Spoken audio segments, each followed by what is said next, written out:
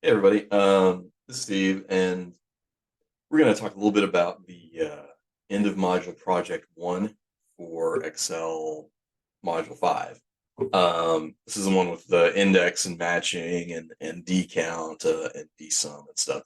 And looking through the text, I don't think it does a great job of explaining what structured references are, how to get them, and it really doesn't do much in the way of telling you how to do an index match. And so I'm going to go through those for the first the end of module 1 here to cover those. So I'm going to pause this video real quick, share my screen, and then go over it real quick. Okay, be right back. Okay, I've got it.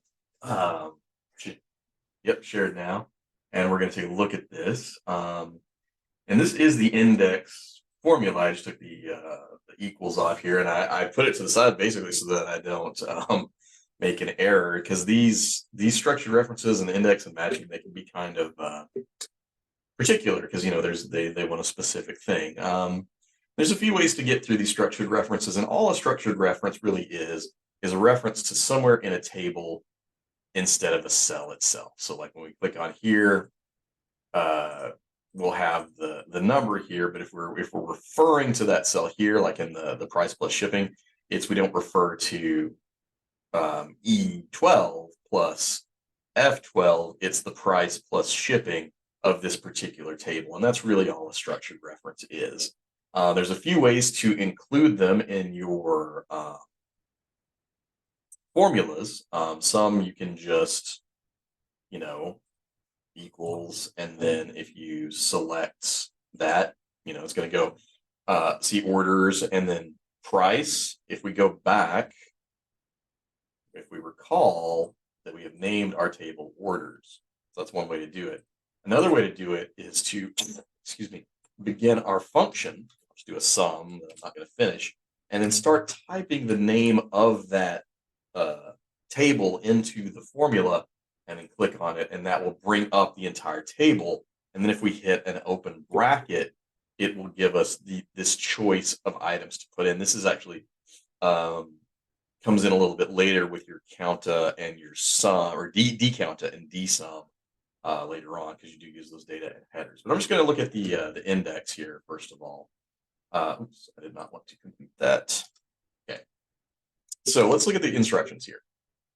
It says something out of the way here. It says Felipe has created lookup area in the range A4 to B7. That's kind of irrelevant at this place. Just that's where that is. It's where he's put those cells for the index and matching. So in B6, he wants to enter a formula using index and match and structured references to the columns in the orders table. So return a value from the product name column that exactly matches the value in cell B5, which is listed in the order ID column of the orders table. And so basically it's saying, look in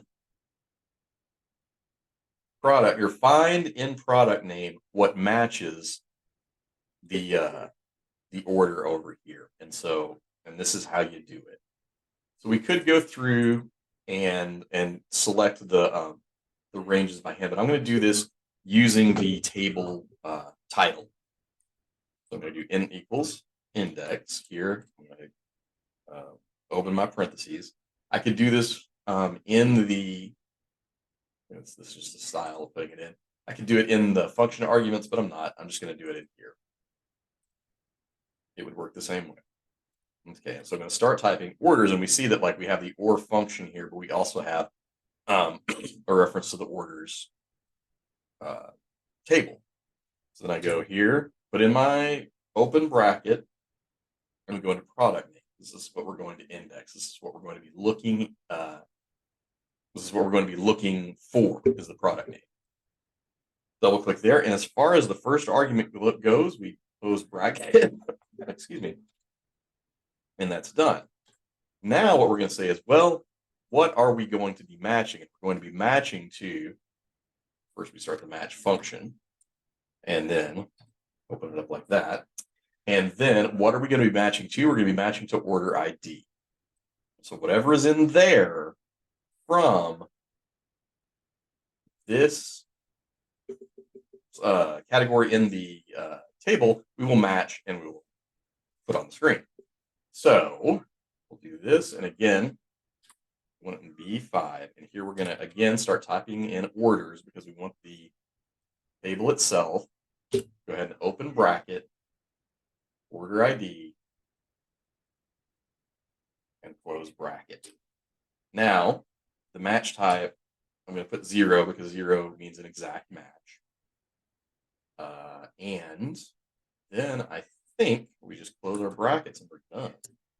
There we go. Yeah. And so basically now if we change, excuse me, if we change this order ID number, let's go to M-633, we should get Big 3 mini scooter, and we do, right? So now whatever order ID you put in, it's going to come up with the